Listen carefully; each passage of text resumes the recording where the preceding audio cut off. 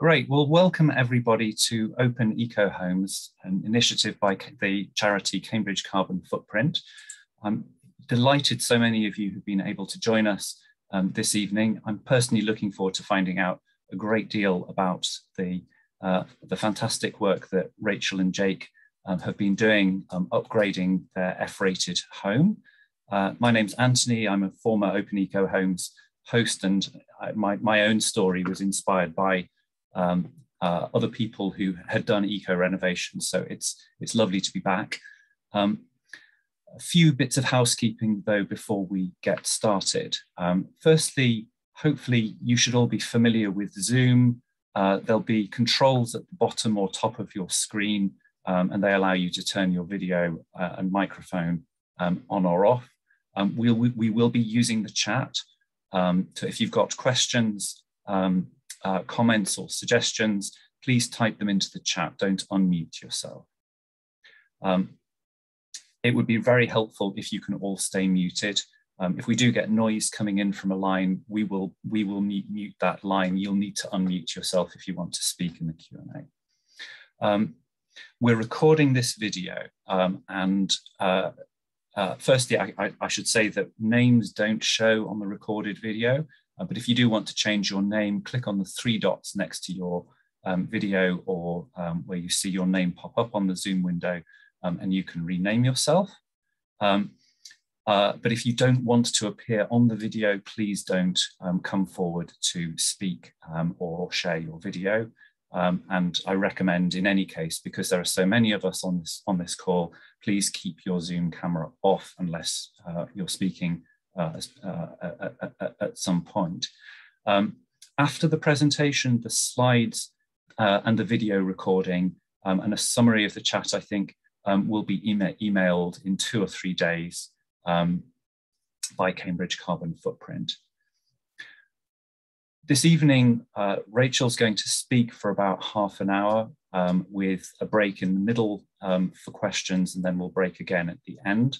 The intention is we'll be about an hour for the overall presentation. If anybody wants to hang on, it may be possible for us to continue the discussion later, but that will depend on Rachel being available and indeed, you know, on the questions being there. Before we get started, we'd like to begin with a poll. So this will pop up on your screens. Please could you click the response? This is really helpful because it allows us to understand who you are, what your level of experience and background is. So the poll is about to pop up, and please click on it now.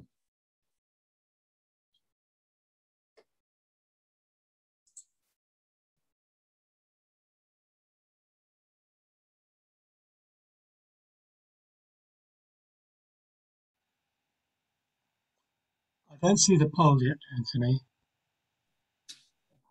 So Rachel and others, do you see the poll? It is appearing. So that might be a host thing, Tom. Yeah, I can see it.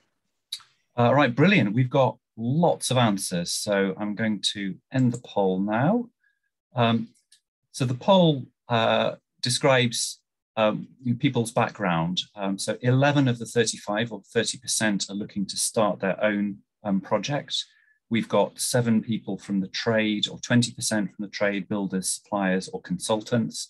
A few people, I was one of them, have already completed their own renovation project, and another 40% are here for interest. So lots of people interested or looking to start their own project. And let's just share the results for a moment. So you should all hopefully be able to see that. Brilliant. Whilst we're digesting the poll, I'll very quickly introduce Tom Bragg, my co-host, who's an absolute star as a veteran of Cambridge Carbon Footprint and one of the driving forces behind Open Eco Homes. And then over to you, Jake and Rachel. Really looking forward to your presentation. Well, thank you. Jake is just going to say hello at the beginning, and then he's going to come back and hopefully help with the questions, but he's got quite a lot to do this evening, so he wanted just to say hi, but just for continuity, I'm going to give the presentation. It seems only like yesterday that we were attending the autumn series of eco homes ourselves, just about to embark on our renovation journey and trying to glean as much information from other people's experiences. So we're really pleased that we can give back. We haven't finished our project. We're still deep in the middle of it. It feels a little bit like DIY SOS at the moment, but we hope to share our journey so far.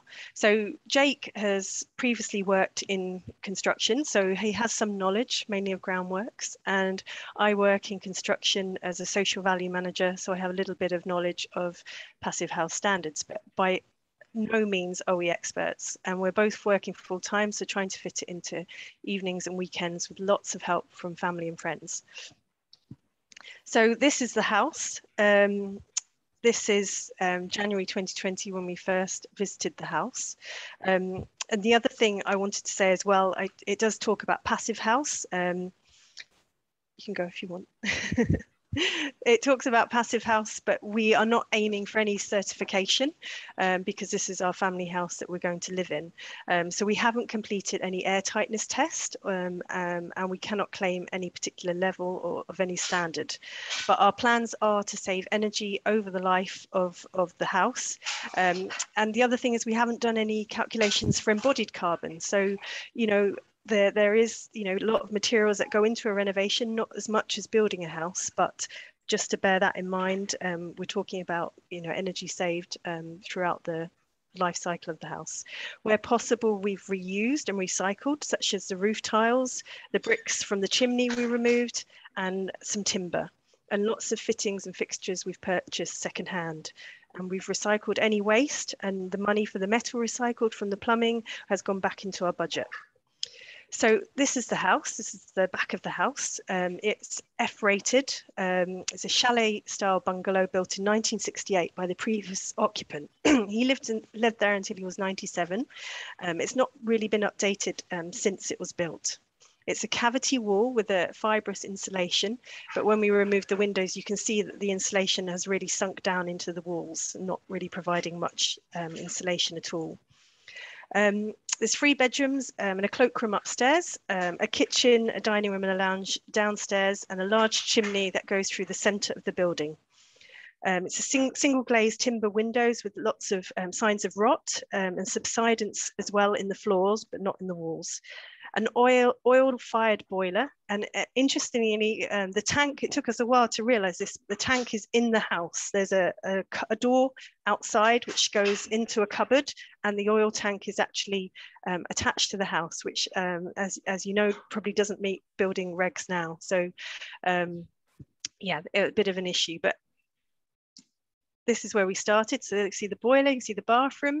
You can just make in the top right photo signs of subsidence in the floor. And then there's the kitchen as well downstairs. And it's a flat dormer with felt on the top. And there's the bedroom. So it's a lovely south-facing view, but probably not making much of the view there with those windows. So I'm going to just describe our journey. I'm not going to dwell too much on kind of the process because you know, that's, you know, it's interesting, but I'm sure you want to know more about the kind of energy saving technology we put into the house. Also, just to say, I wouldn't recommend anyone maybe taking their roof off and refitting it themselves. There are lots of bits that we have done that I'd definitely say anyone can do with some knowledge, such as fitting the wood stove, the air tightness measures, the duct and the MVHR duct work. You know, it's tedious, but you can learn how to do that, and it's a DIY job. The things we didn't do ourselves were the plastering, the electrics, and quite a lot of the plumbing. So the timeline, again, I'm not going to go through, but these are available. These slides are available afterwards. So you can kind of see the stages that we went through. Budget, this is what everyone wants to know on grand designs. You know, it's really hard to budget for something like this. We've not done anything like this before. You know, we made an offer pre-COVID. Brexit had just happened, you know, we didn't know what the cost of building materials were going to be. We initially budgeted 50k. We thought, well, if we can get the roof sorted and the big ticket items such as the heating, we'll figure out the rest as we go along.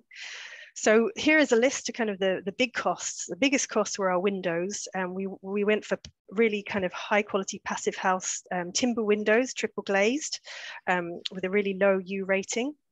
The air source heat pump, which we were very fortunate to coincide with the Green Homes grant, and solar panels and battery. Actually, in the case study, it's got a lower amount. We decided nearer the time that we were going to opt, we could manage to fit an extra 2 panels on, and we went for a higher spec battery as well. So that was actually £8,000 we spent. The liquid screed, we had to really dig down, you're going to see in a minute, dig down to the floors to re-insulate the floors. The MVHR system, for those that don't know what that is, I get so used to using the acronyms, but I'm going to go into a bit of detail about that as well. The wood stove and flue, we didn't have any heating through winter, so it was key that we had to put something in place to get us through. It was extremely cold. Our olive oil set outside, so we had to put it in the fridge to make it liquid again. That just shows you how cold it was. And then the air tightness products, I added them up. We've spent £788 on air tightness products, which I'll go into detail. And the timber, I'm afraid I haven't separated out the costs, but plywood in December last year was £15 a sheet. And just the other day, we looked to order a bit more, and it was £25 a sheet. So it's gone up £10 in the past 8 months. So our current spend, again, more than we've said on the case study, because that was written a few months ago, is currently 73,000, and I think we're there now. So here we go. This is quite near the beginning. We decided the first day we saw the house, actually, that we were going to turn it upside down. I haven't really been to many upside down houses, but I know maybe it's more of a thing in other places in Europe. But we decided that we could have a nice open plan, warm, cozy space with a lovely big view, south-facing view, making the most of living on a hill. And then downstairs, we would relocate the bedrooms. And also the bathroom was downstairs, so it kind of made sense that the bedrooms are on the same level as the bathroom to us. So this is kind of demolition stage. You can see the insulation there in the eaves. That was kind of the most insulation that the place had. And then the big chimney in the middle. So this is demolition. And I'm sorry if my boss is watching. I promise I wore my hard hat when I did the demolition, but I apologize for Jake's lack of wearing a hard hat.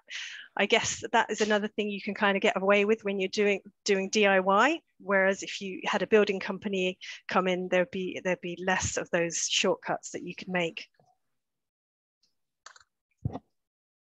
So this is taking the roof off in December. It did actually snow the next day. It wasn't forecasted, so we had snow inside the house, which was an interesting experience.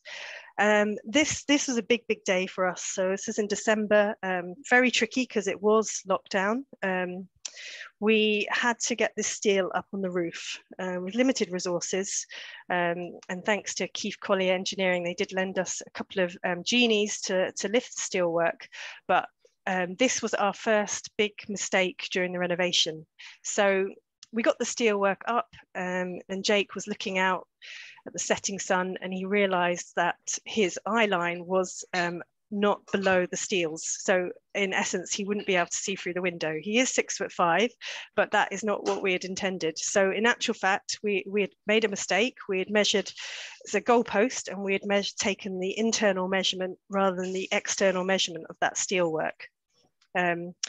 So yeah, a little bit of stress, but the structural engineer managed to come up with a solution, and we raised that goalpost, and then we put concrete and raised the pad stone that the steel sits on, and put some rebar, and we've managed to raise that goalpost up, so it is now the correct height, but very, very worrying at the time.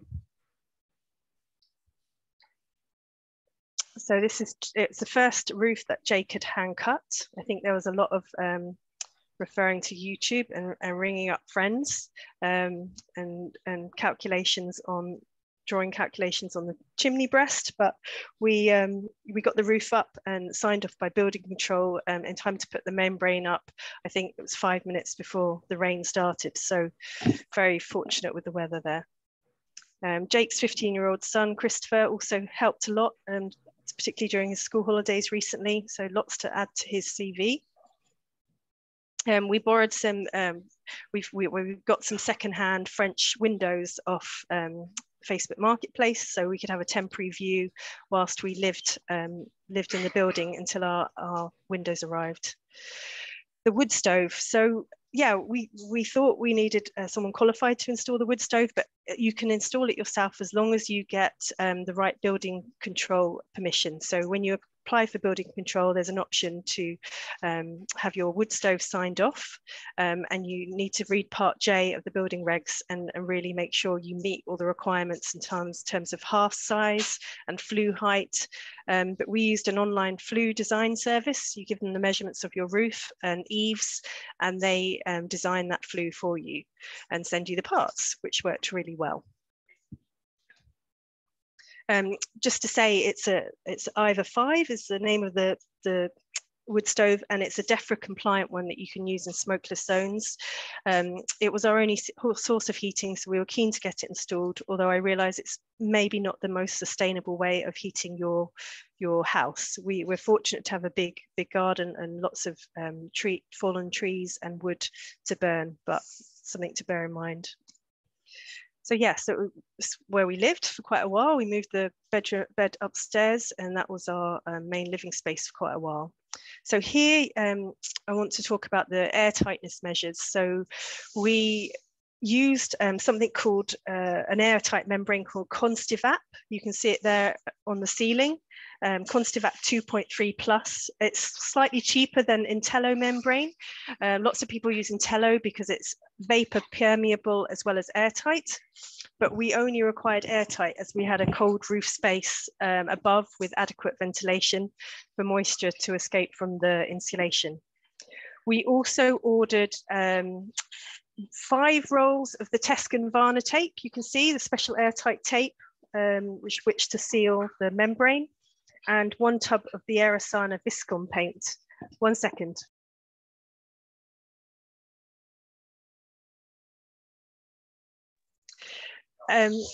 We actually had to order another roll of that membrane, so we've got quite a bit left over, and more rolls of the tape. But just to explain, you know, kind of what we use them for. So the Aerosana Viscon paint is really good on masonry.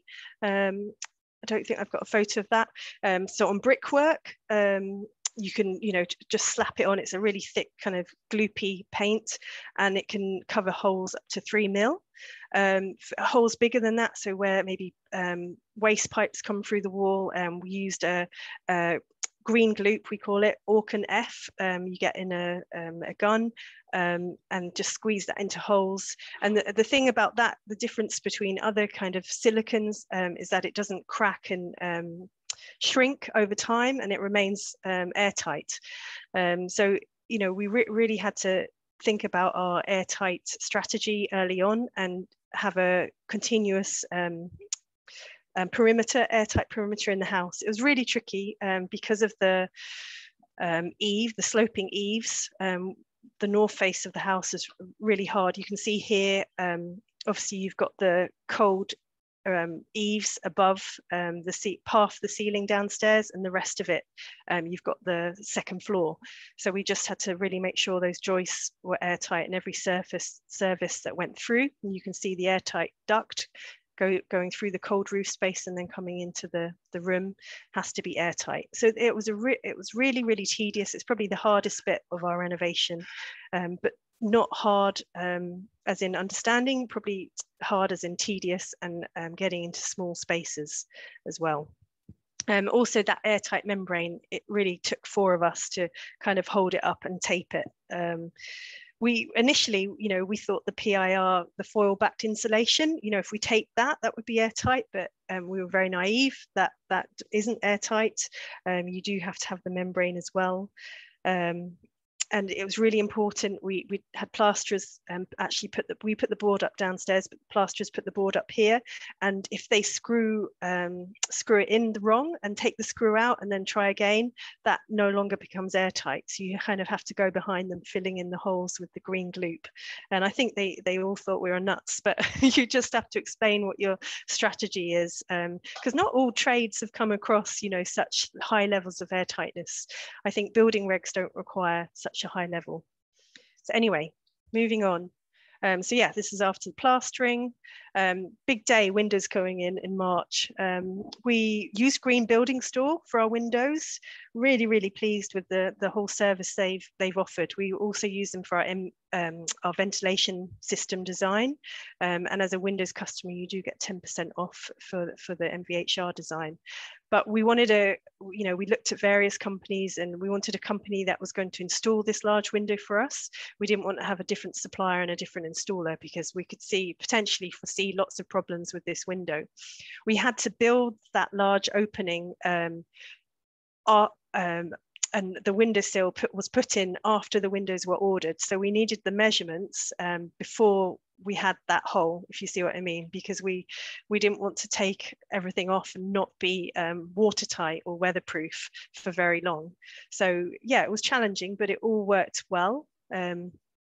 Really pleased. So this is after the windows, still living up there, bit challenging without curtains, but we installed the windows one weekend and the kitchen the next weekend. And it was our living space. And then, yeah, stop for any questions, please. So that was brilliant. Does anyone have any questions about the material in the first part of the presentation? There's more technical detail to come. Do feel free to unmute yourself and share your video if you'd like to ask. Can I ask a question in the meantime? I'm just breathless and amazed. So is it right that you were both in full-time work through all of this? Yeah, working, and Jake particularly working long hours. I'm employed by a company, but Jake's self-employed.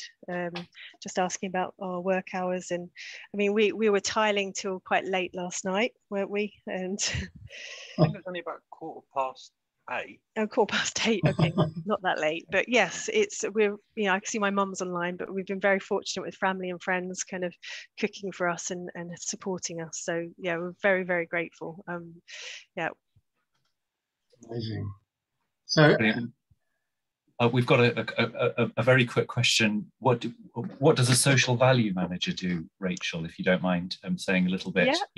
Well, my full title is a bit of a mouthful: Corporate Social Responsibility Manager, and I look at, it's kind of social sustainability. So we have environmental sustainability, looking at how we impact the environment during our building, but social sustainability is more about leaving a positive legacy where the project is. So whether it's skills creation, apprenticeships, or doing community projects and harnessing kind of the supply chain to do some community work, volunteering, all sorts of things. That's brilliant. A few quick. Sorry, Tom. Shall I call on a few questions now? We're getting lots of questions in chat now. And so, Anne Miller, you unmute and ask yours. Hi there. I was just interested in the comment you made about the air leaks. If you just have the insulation and tape to joints, that's what we've used. There was a lime backing on the brickwork and lots of sort of foam air sealant on brickwork. We're not aiming for passive house, but certainly aiming to get rid of the leaks. So I just wondered, did you get any feeling for how bad leaks are if you haven't put the vaporproof membrane? My understanding of that is that short term things like that are fine, but it's when you get into like the tens of years, the expanding foams, the silicons, just relying on a plaster finish and taping of joints, it starts to fail. So is it more about the longevity, you'd say? Than, Yeah. and maybe different standards. I mean, we've not done an airtightness test, but I'd be really interested to see how well we've done. I mean, we've still got a few remaining bits, and you can kind of feel the air whistling through it, can't you? Yeah. If anyone wants to sponsor an airtightness test, I'm happy to be proved wrong. Oh, brilliant. Yeah, one day we will do it. And also, Yeah. you should meant to do the airtightness test before you plaster, because obviously, you know, you do it now and there's not much we can do about it. But... No. So, John Darley, I see you've got a question. Do you want to unmute and tell us? Yep, you might come to this, but you mentioned the cavity wall insulation had slumped. Did you do anything about that? Did you replace it, remove it? Yeah, we had some people come around the house and offer to upgrade our cavity wall insulation, and we thought maybe there was a catch, but they came to do it, and because we'd taken the fascia off and we had the windowsills open, they said the fibrous stuff, when they removed it, it would blow everywhere. So we've got to wait until we finish sealing those bits outside, and then they're going to come back and put thermo something in. They're like polystyrene balls, beads with the glue on. Polystyrene beads with the glue on, yeah. So yeah. we are going to upgrade it. Apparently the East Cambs Council are doing grants for upgrading cavity wall. So yeah, we were at the time of the survey, we were F rated with an oil-filled boiler. So yeah, I think we qualified. But yeah, hopefully we still qualify. Mike, Rachel and Tom, could we press on now? Just keeping an eye on time. We can potentially pick up the remaining questions later. But thank you, and do keep the questions coming in the chat. So Rachel, back to you. So air source heat pump. We had made a decision. We had an option of oil. We don't have gas in the area. We decided we wanted to go for an air source heat pump. We were very fortunate. The Green Homes grant came out. I know it's now ended, so I won't talk too much about that. Hopefully some kind of scheme will come back. It was fraught with difficulties, I understand, but we found an installer and applied for the grant in November and got accepted in January, and this was installed in February. So it was £10,000 and pence, like it was £10,000, and that was for the cylinder, the buffer tank, the air source heat pump, and the underfloor heating manifold, and all the thermostats for the room, and the installation of that, but not installation of the underfloor heating. So we got the Panasonic Aquaria 5 kilowatts, and we had it mounted on the wall high up, so it didn't take up. We've got a very narrow driveway, and we were worried about losing that. And a 200-litre cylinder. Really pleased with it. It's not as noisy as we thought it would be. We get lots of hot water, and we have a cloud-based system which tells us how much money we're spending each day on hot water and heating, and thermostats for the underfloor heating zones allows us to control the heating and set timers. So we just have the underfloor heating in the bedrooms and the bathroom downstairs. So this is the smart-based thing you see. I know it's in August and we've got heating on, but we were trying to dry the plaster. So you get to see the kilowatts and energy consumption, and you can switch between heating and hot water, and then you can also see what the estimated cost if you put in what the cost of your energy is from your energy provider.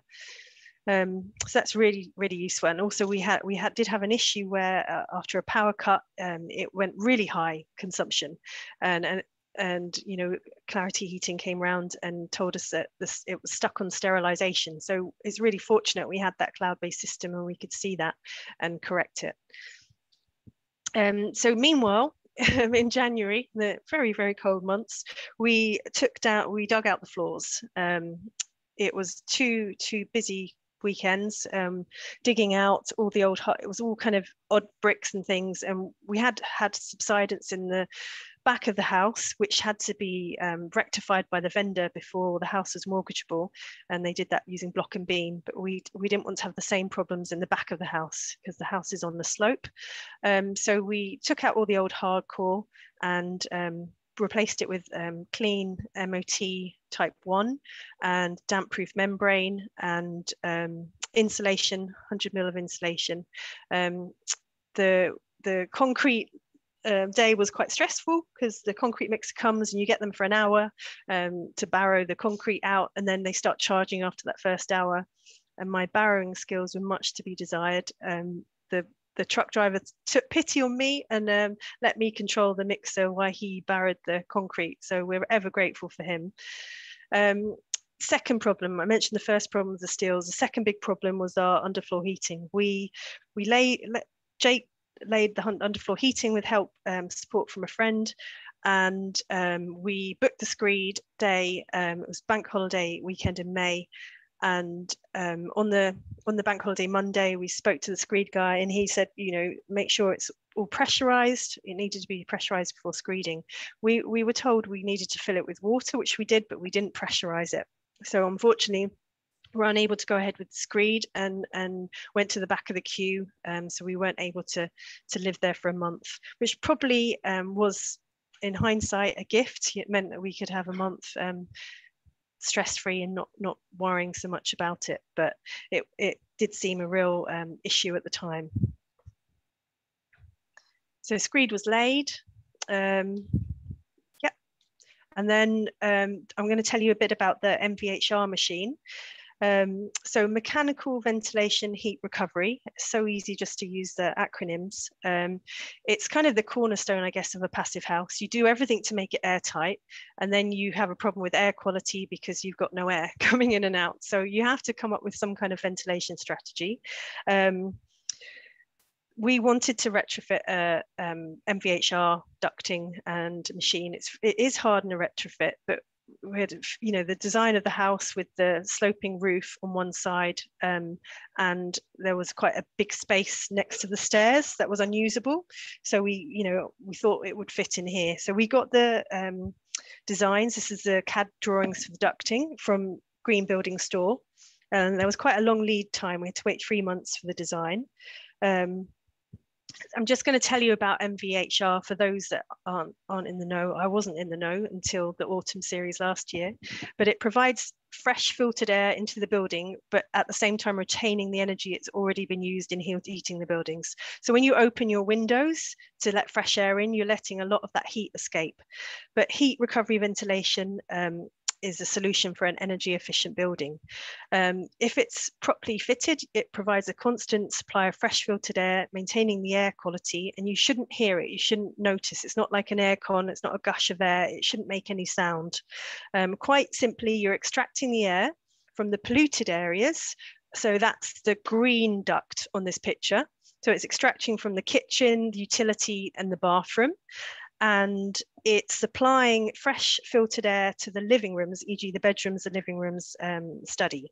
So the extracted air is taken through a central heat exchanger in that red machine. And it recovers, I think it's something like 85% of the heat from that air. And it's got filters as well. I just checked the filters today, and there's all sorts of stuff on the incoming filter. We really wanted this to, Jake's boys have asthma, and we just thought it'd be, having nice, fresh filtered air just sounds like a winner for us.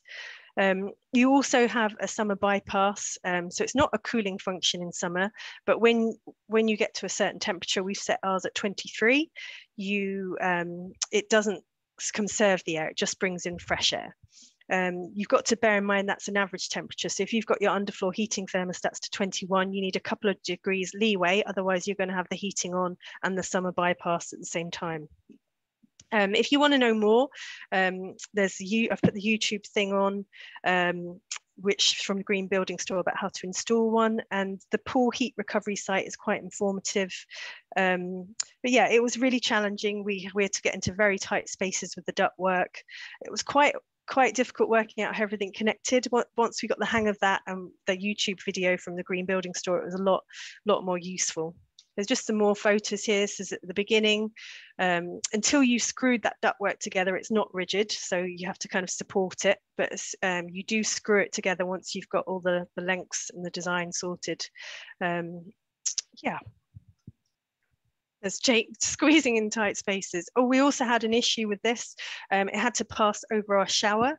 We really didn't want to lose height in our shower, Jake being 6'5", so we had an issue with the original design, but our GBS designer came up with a solution where we swapped to this plastic semi-rigid ducting and then back into the spiralized ducting, which is a much kind of higher quality and less issues with sound and better issues with better longevity. And that square bit you can see to the right of the screen, that's called a silencer. It's just like a muffler. So basically in the bedrooms, you shouldn't hear the air moving. And we don't. We can just about hear the machine, but that's going to be boxed in. So we hope not to hear that either.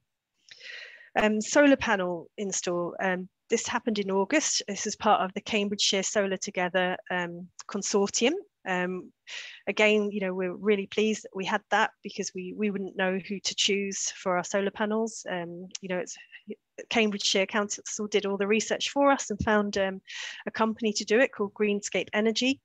It was quite a long, because of COVID, obviously a delay in the install, but we got fit in the end. We got our 15 Q cell 340 watt panels.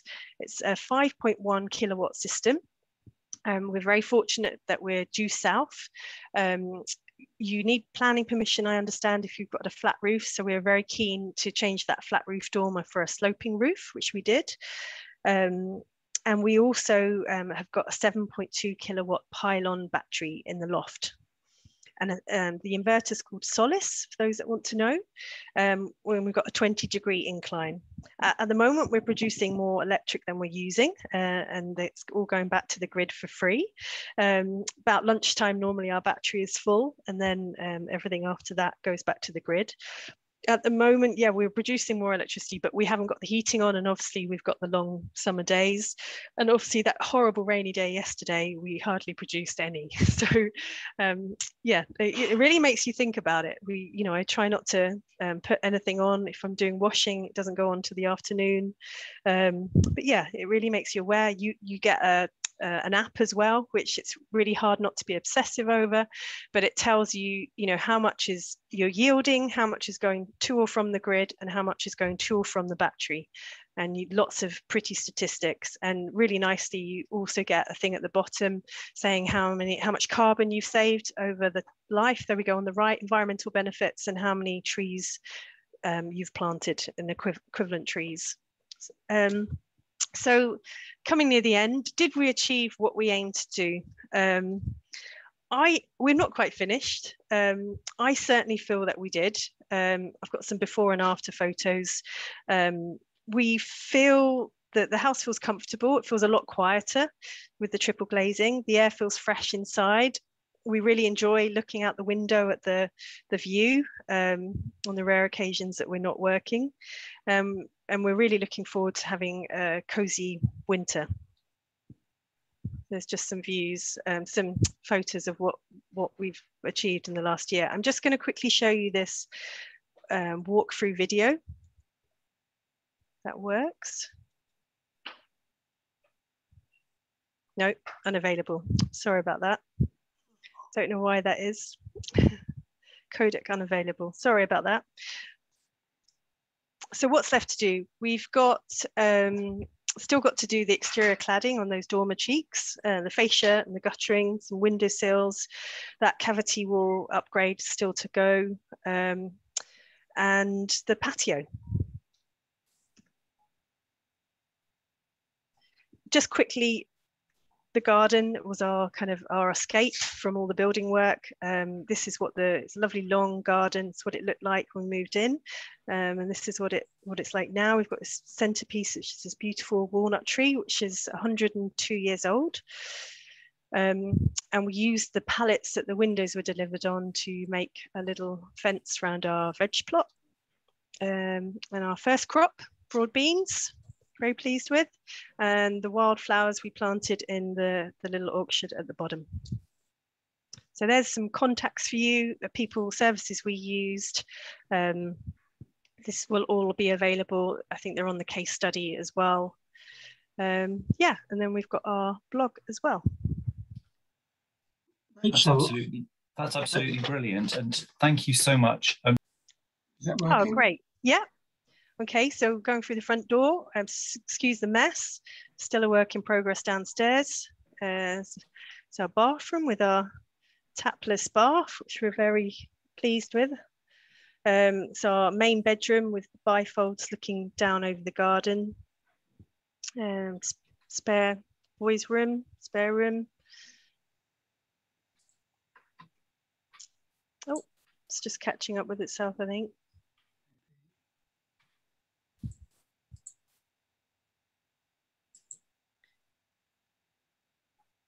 not doing well with this. Oh, the best bit's upstairs. Oh yeah, here we go. So downstairs, utility.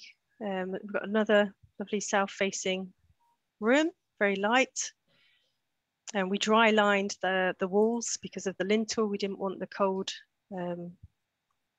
thermal bridging up the stairs.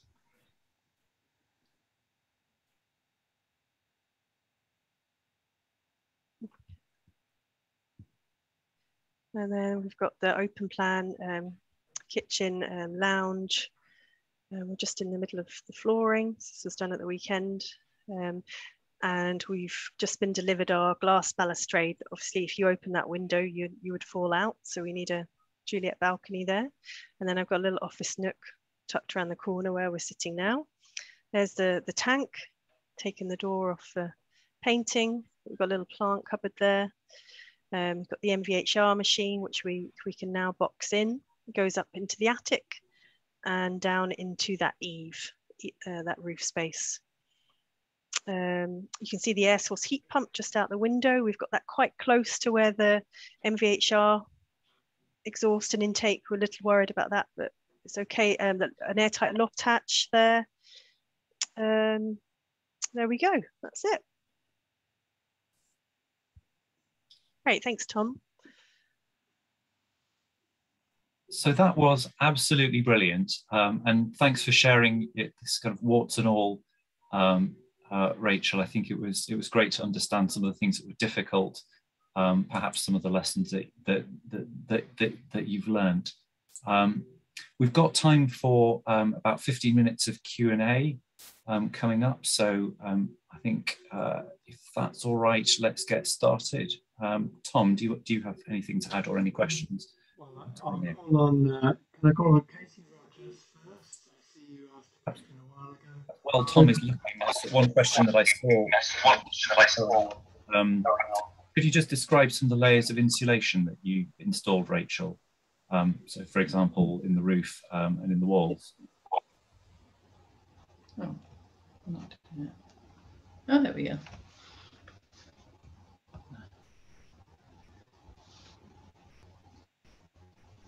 She's muted. Can we unmute her? Rachel, are you muted? So sorry, I was. Yeah, start again, Jake. Sorry. So we used a PU board called Quinn board.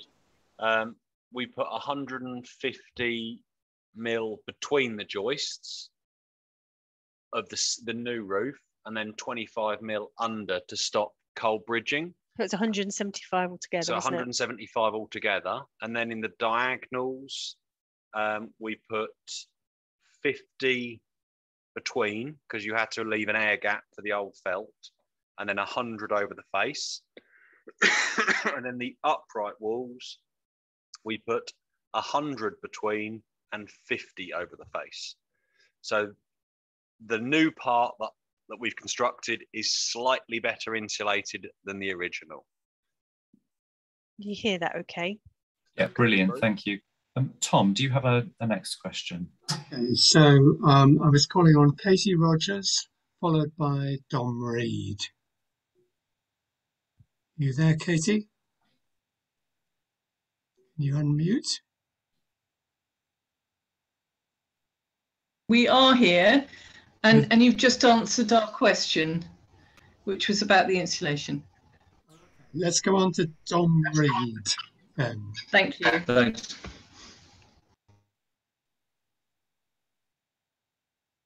Dom, are you Hi, unmute? yeah, I'm here. I'm just Good.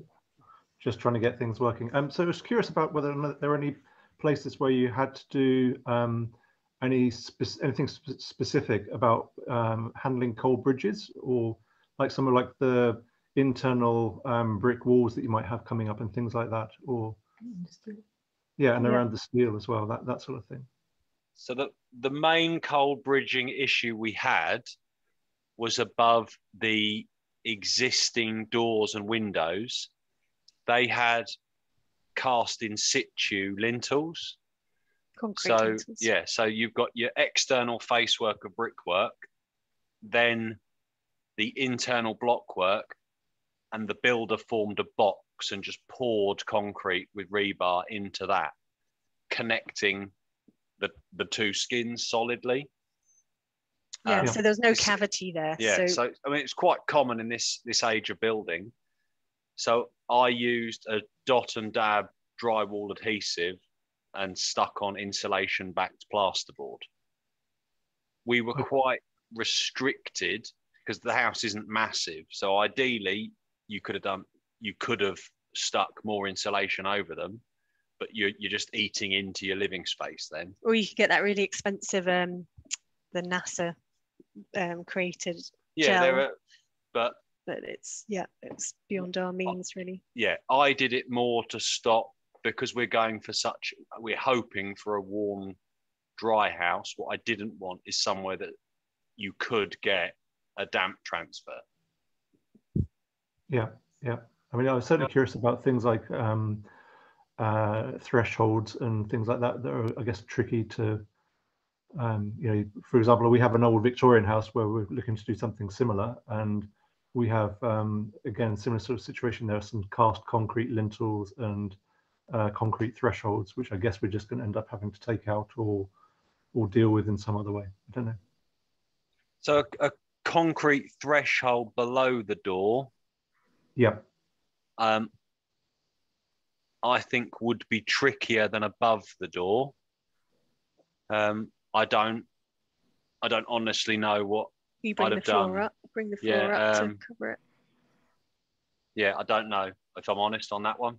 That's tricky, but I'm sure it's doable. You could remove it or cut it back somehow.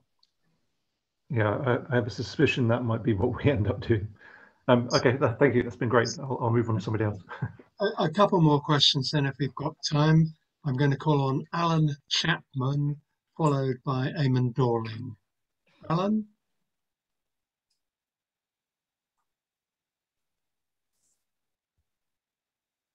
Is Alan Chapman still here? Can you unmute? Yes, I can see you're here. Can you unmute and ask?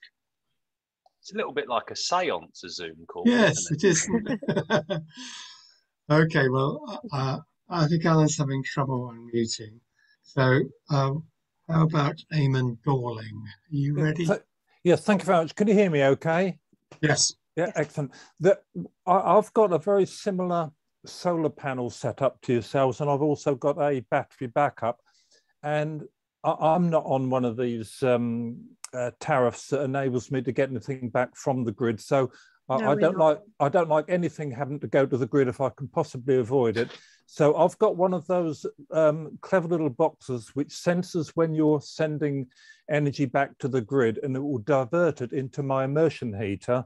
So that great big tank you've got there, of course, you can heat that up from the free electricity that you're generating. Yeah, the iSolar Boost. Well, the thing is, we discussed that, and actually, because we've got an air source heat pump, we're using that free energy to use it to power the air source heat pump, which is us heating our water. So it wouldn't have really been a use to us, but it's a great idea. And I think there's lots of technology that we're going to see in the near future, and using, electric cars to as a sink for all that power. But yeah, we haven't actually signed up yet, so we're not getting anything we just figure we're giving all that electric back, but you do have this feeling like that everything needs to be turned on at that point.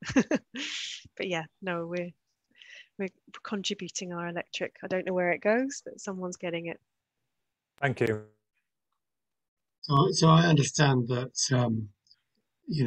big changes are coming whereby you will get paid a reasonably fair price for exporting your electricity. Yeah, it's 5.5p at the moment from Bulb, and 18p. I think it's just gone up actually to buy it. That doesn't seem very fair, does it? That doesn't seem a great margin, does it? No. And then there are also these agile tariffs, as started by Octopus, where you get paid more when there is a peak demand for electricity, when electricity is really needed. And if you connect your battery into the grid, you get paid accordingly. Again, I don't know how fair it is, but this is a really good method for reducing the peak electricity demands and building more power stations. So I haven't got anyone else in chat asking a question yet that hasn't already been answered. Tom, perhaps I could ask Alan's one, because I think it's one that I'm also interested in. So questions, how have you prevented air leakage around the wood-burning stove? Is it one of these systems where the intake kind of comes inside the flue, so it's room sealed? It is room sealed. It's got to have a direct air supply, so it's got a separate mini flue coming in the back of it, which brings the air in. Yeah, that was really important. Again, you kind of have to think about all this right from the start. Things like, as well, when we ordered our windows, we didn't want trickle vents because we were going for air tightness. So this kind of MVHR is probably the replacement for those trickle vents. And anything else we had to think about with airtight? The loft hatch, we had to get an airtight loft hatch. We got one from Dole. There is another one, Wellhofer, which is super expensive, but this seemed to be a little bit cheaper. What else? Everything. The water main coming in, the soil stack, you've got to be able to get round every side of it. The sink waste going out the wall, the electricity coming in. I saw a spider the other day and I was like, how did that get in? Like, if the spider can still get in. Well, we haven't finished. There's a few little holes. The water pipe, the soil stack, I've still got a point around the base of before we paint the wall, finish painting the wall behind. So yeah, effectively, if it's coming into the building or out of the building, you have to think of it, or you'll kick yourself in a year's time. And the other, I didn't share this concern either. Obviously, we're south facing and it's a mighty big window. We were really worried that we were going to be like a greenhouse in summer. So Simon Ward, our architectural technologist, he factored in the design an overhang. So the point of the overhang is when the sun's high in the sky in the summer, it's blocking that sun, and it does in midsummer, it blocks most of it, but when it's lower in the spring or the autumn, you want to get that solar gain. That's our only source of heating upstairs, really, apart from the stove. And the low sun can shine in. The only problem is we had that heat wave kind of recently, which the sun was lower in the sky and it did get really hot, and you can get different G ratings for the windows, so we were really trying to find the answer of what G rating and whether we needed any shading on our window, like tinted glass, and I think you need to get the PHPP software and model it, and we didn't do any of that, so it was a bit of suck it and see, and it's okay. I mean, there were that really hot week I work downstairs where it's really cool, but yeah, generally it's good, and we haven't been cold yet, have we? But we've got the winter to go through. So yeah, passive house is you want to have, it wants to be warm with low energy and also cool. So putting aircon in isn't an answer for a passive house. There was a question about insulation I just saw pop up. Well, not insulation, underfloor heating. Whoever asked that, the main reason I didn't even consider that was we got pressurizing. No, it was about laying and insulating matting down and then putting, rather than removing the whole floor, because the back floors had already collapsed and been replaced. The front floors I thought were on borrowed time because they were 1960s, 70s construction, where they didn't compact them to modern standards. And we did remove big clumps of brickwork. So yeah, basically my brother's a lot bigger than me, and when we stood on the slab and started breaking it, it just collapsed. So I was confident it was going to go wrong if we took a shortcut, and I didn't want to be bitten. Yeah, you don't want to spend all the money on new flooring and decorating, and then at a later date, there are ways I found out since of testing it. You can cut test holes in the slab and dig down and see what the structure's made of, and then prove to yourself whether it's worth it. But that had already happened, hadn't it, at the back of the house? So we were quite confident. So to me, it was, and because our garden's on quite a slope, I would think it's something like 20, 25 degrees from front to back. So there was a lot of build up, which on a lot of older houses you wouldn't have. that I would think we had a minimum of 450 mil of rubbish to dig out. In the hallway, it was more like 900. So it was always going to fail. Yep. And the original builder, Ivor, he's in his 80s now. He lives over the road, so he's brought us over the original hand drawn plans that he did of the building, and yeah, I think he was quite interested to see what we'd done.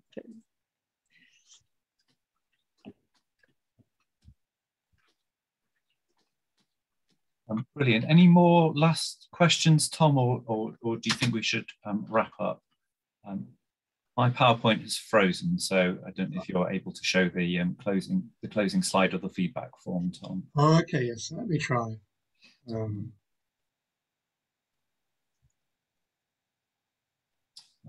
And Tom's also shared a link to Rachel and Jake's slides. Feel free to click on that. And in the chat, we've got the message here, so just coming through now. So we'd be really grateful if you can fill in the feedback form. I've just sent the link round. It's super useful so that we can understand, did we cover what you wanted? Has this and really kind of, what have you learned? What you might change? I think we can probably stay on. There are a few interesting questions remaining, so we might be able to keep the call open a little bit afterwards, but some people will want to go. So please, before you go, if you've already donated, thank you very much. The charity Cambridge Carbon Footprint runs Open Eco Homes, and it's a major undertaking to arrange these events. So please be ready to make an online donation. And I'm going to share the link now. For example, £5 or £10. That really just helps them keep their work up. Sorry. And my own experience with a build like this is you need to get started. We've had a similar journey, but I didn't do all of the work myself, so I have huge respect for Rachel and Jake on that. But it's absolutely great if you can do this. And finally, lastly, Jake, Rachel, thank you so much for sharing such an amazing journey with us. Lots of really positive comments have come through in the chat. We've enormously enjoyed it. I hope you'll be able to hang on for a few minutes for Q&A, but let's stop there. If anybody does want to drop off, you're very welcome to. And finally, as I said before, slides and video will be coming around from Cambridge Carbon Footprint again at the end. Great. Thanks very much. I'm sharing about the next questions. Next steps here. You've mentioned about feedback and donation. Shall I go on to the final slide? Yes, please, Tom. And so these are just some other resources you might want to look at. You'll be able to click any of these links in the PDF of the slides that's already been shared in the chat. And you can look at case studies of about 80 other homes to give you further ideas. And you might want to borrow a thermal imaging camera, which we're going to be restarting training and camera loans in November. Okay, I'll unshare that. Brilliant, and thank you again for joining. For those of you who do want to hang on, I'm quite happy to stay here. Rachel, I don't know if you're able to, but if you can hold on, there were a few more questions that came through that we could look at. And Miller, I saw that you had a comment about that door slab one. Would you mind just sharing your experience? Yeah, there was somebody who's asking about the slab. We replaced our back door, which was a very ropey Victorian sort of mini French doors, and there was an enormous stone slab underneath, and sort of fretted a bit about the same issues about what to do about the coal bridge. Finally, it was really simple. I mean, the guys who installed the door started by ripping it out, I mean, it was incredibly heavy. I don't know, 100 kilos or something. And they put a few bricks in, and then we put the door in, and sorted. I thought, well, why did I fret for so long? Actually, it was really simple. But the key thing was, and this had taken a bit of stressing about, and we nearly got it wrong, was to be really careful in measuring about what size door one wanted to order, given that the thing that previously had been the datum surface, i.e. the top of this concrete slab or stone slab, wasn't going to be there. And we nearly got it wrong, which would have been very annoying because the door took about, I don't know, 15 weeks to come or something.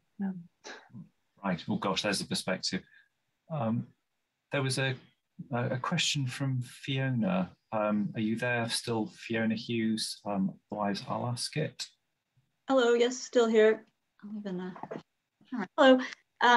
I was curious what you had for heating upstairs, whether you had also some underfloor heating. I think you had wood, looked like a wood floor, or is there some other solution for upstairs? Or maybe that was not even needed.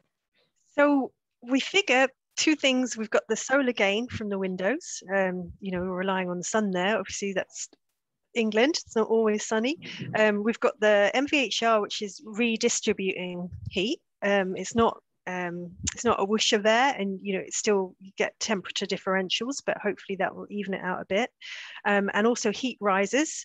So we've got underfloor in our hallway, which is open to the stairs, which open upstairs. So we're hoping we get a little bit of heat coming up the stairs. And also, yeah, for those really cold days where we do need extra heating, we've got the wood stove. So yeah, I will let you know. We'll have to do one next year and tell you how much we spent on energy and heating over the year. We'll definitely be keeping track of that. Great, so, related question from John Darley. Are you still here, John? Do you want to ask it? Oh, yes, I can see you are here. Can you unmute and ask? Yes, yeah, you mentioned that you didn't model in PHPP. We had some very specific designs for your roof. I just wonder whether you had any target values you're trying to get to for floor, wall, and roof. Yeah, no, good question. I mean, we've understand the principles of passive house design, but we figured we would do everything we could that was in our budget and our abilities, and we would be happy with that result. But the windows we know are 0.8 U value, and the doors 0.85, I think. Yeah, it was interesting calling window companies and saying we wanted U value under 1, and they said, no, you can't get that. They don't exist. But they definitely do. You just maybe have to pay a bit more for them. And, making sure as well you've got an airtight strategy for around those windows and doors. But the walls, we've got such a variety of walls because we've got the old roof, the sloping one, and the new roof that we put on. That I don't have figures for that. I'd be really interested. I'd love to do the passive house design course at a later date, and maybe figure that out. But no, and the thermal bridging calculations I haven't done either. Rachel, I'll just butt in on that if you don't mind. We actually built our insulated our roof to quite a similar spec with about 175 mil and 50, in our case, 50 mil on the inside to reduce thermal bridging. I think we got to a U value which is certainly better than building regs. I think we were about 0.15, 0.16. And we used the Celotex. Now Saint-Gobain have got an online calculator that will do for those sorts of flat areas. But what they won't do is some of the thermal bridging kind of considerations that PHPP can do. So I'm afraid I don't have a link to share, but if you Google Celotex U value calculator, you'll hopefully find that particular one. Oh, that's useful. Thank you.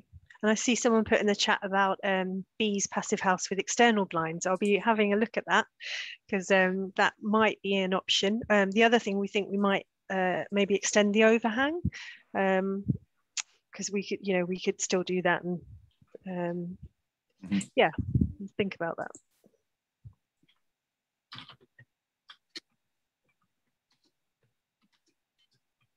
And I've just shared the link to the Celotex calculator. I've used that calculator too. It's very simple to use. Brilliant. I think we're running out of questions, so any last thoughts? Anyone want to unmute and join in the discussion?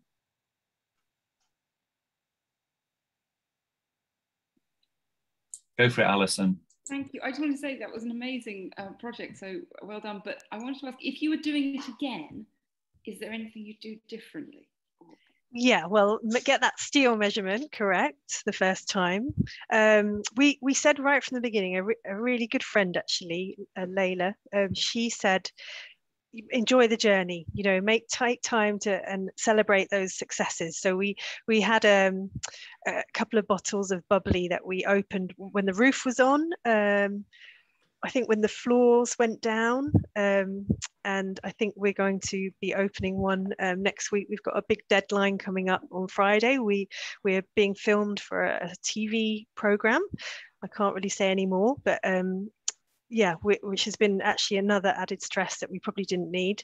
But yeah, I think I would just, it's really hard, isn't it, when you're in it and you think, oh, if only just to have, the roof on, or just to have the windows in, or just to have a kitchen again. You keep having these moments where you just think one step further, but you've just got to, enjoy it. I don't think I could ever do this again.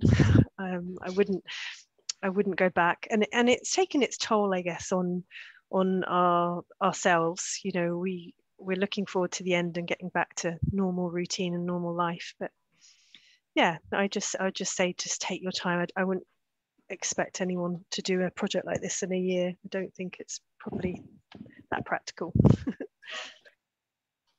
Amazing. Oh, and Jake said, don't take a roof off in December, the day before it snows.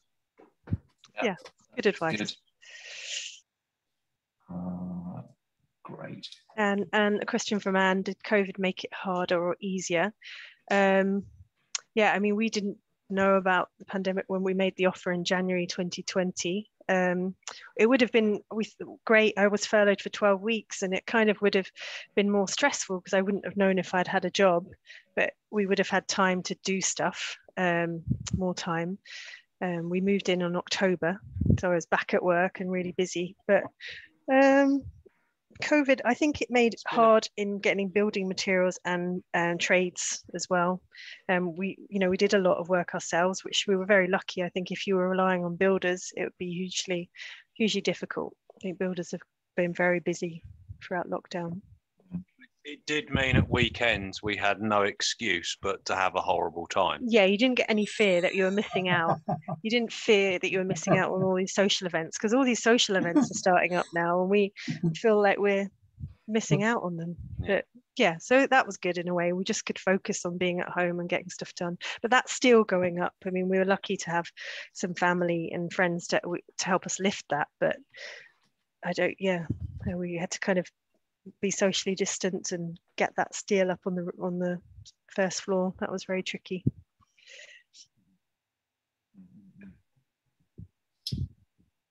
Cool. Great. Any last questions? No. So let's wrap up there. But again, this has been so illuminating. I wish I had known the tips, the things that you've done. When I did our eco renovation, we made the Celotex, the tape joints over the PIR insulation mistake, for example, and we already get drafts coming through just 5 years on. You've taken enormous care over doing this. I think you've got an absolutely wonderful space now, and I'm sure it's going to be super cozy. You'll be generating far more energy than you use. And it's something to be really proud of. So from all of us, thank you again. Yeah, and thank you to all our friends and family that have bared with us and helped us through this. We can't name them all, but we're very grateful. Especially Muncie Outdoor Catering Services. That's my mum. No, she's been wonderful. She's coming this weekend as well, I think, to feed us. Thank you, Mum. Okay, thanks all. Great. Thank you very much.